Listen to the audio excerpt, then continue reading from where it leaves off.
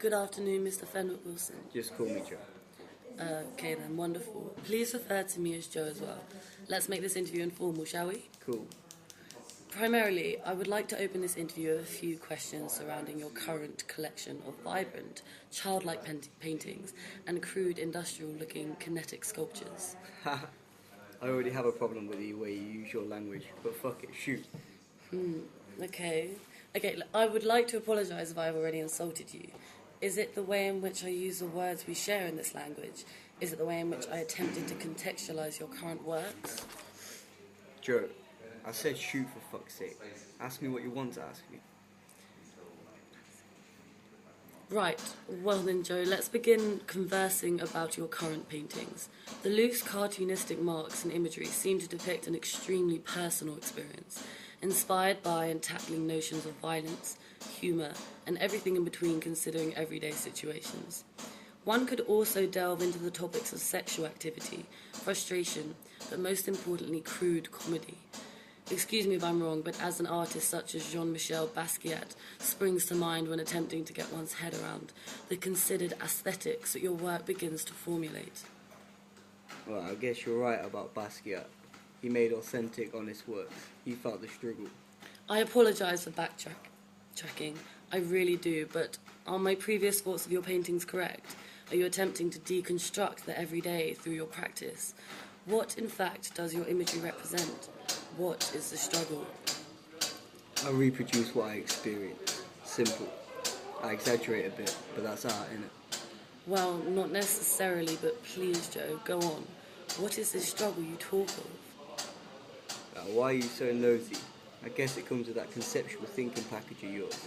Fucking hell, the struggle is the experience. I shall stop this interview if you feel the need to backhand my questions and speak to me in such a terrible way. You really are attempting to hurt my feelings, aren't you? Okay, alright, geezer. I'll pretend that I'm sorry. I apologise. Please, Joe, you're making this interview extremely difficult. Shall we continue? Yeah, I'm enjoying this. To take the passionate profession of being an artist, one encounters many different choices along the way. Does this apply to you? You seem to enjoy speaking vaguely about your work, the supplement you are currently feeding me. Takes me on a thought path which is highly confusing and brings me to feel uncertain towards the grasp in which I thought I had on your practice. Are you performing now? Please explain why swear words such as bastard come up in a lot of your paintings. Please could you also expand on the use of comedy throughout your paintings? Well, I guess it was pretty fucking difficult subscribing to the role of being an artist. But there again, what the fuck else am I meant to do? Responding to what you said about speaking vaguely, would you prefer it if I didn't speak at all? I have read a lot of your writings, Mr. Interviewer, Joe, or whatever you're called, and I hate the way you speak so gently and ambiguously. Yes, before you ask, I'd much prefer it if you didn't speak at all. But then, what else would I base this performance on? Does that answer your questions? See, I think that last response of mine was pretty fucking hilarious, and I'm sure that if you were to deconstruct or overanalyze what I just said, then you would come to another conceptual conclusion considering the humour within my work. Let's move on, this is shit, ask me something worth answering. I feel threatened and I can see where this is going. But yes, let's move on swiftly.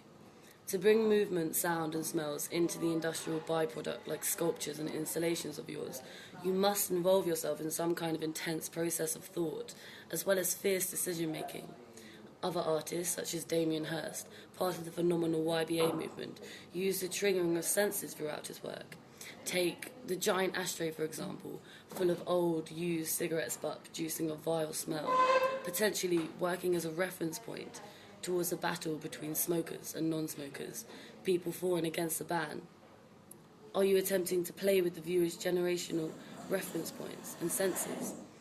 Are you making works that you would prefer to be absorbed rather than read? How do you go around developing a certain situation that you once said the audience to naturally experience? Right, I don't know about half that bullshit, but this is how I'd go around it.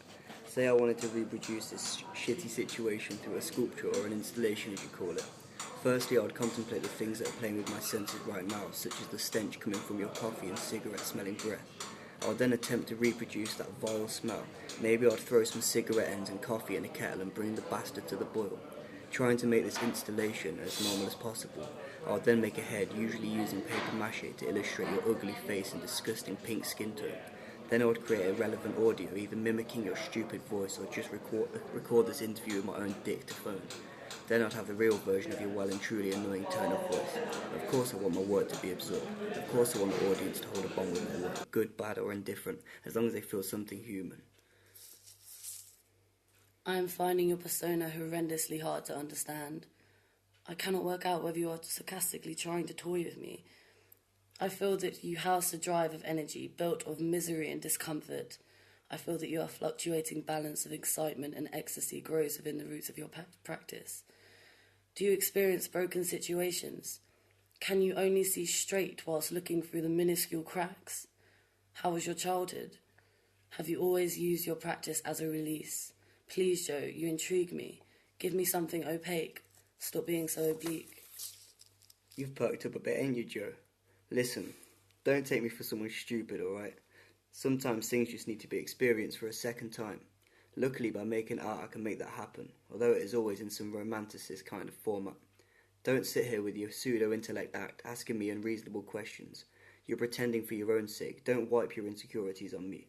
I'll make marks and build shit for my own sake. As I said earlier, what the fuck else am I meant to do? The paradox leaves no room for fucking around. I've chosen my trade. This profession enables me to roam around this consensus reality, holding an ability and a right to progress within my chosen forte. I chose the trade with the most knowledgeable freedom. I reproduce my experience, use the industrial environment surrounding me. Case closed. So, Joe, I said case next? closed. You romantic drones never listen. Fuck.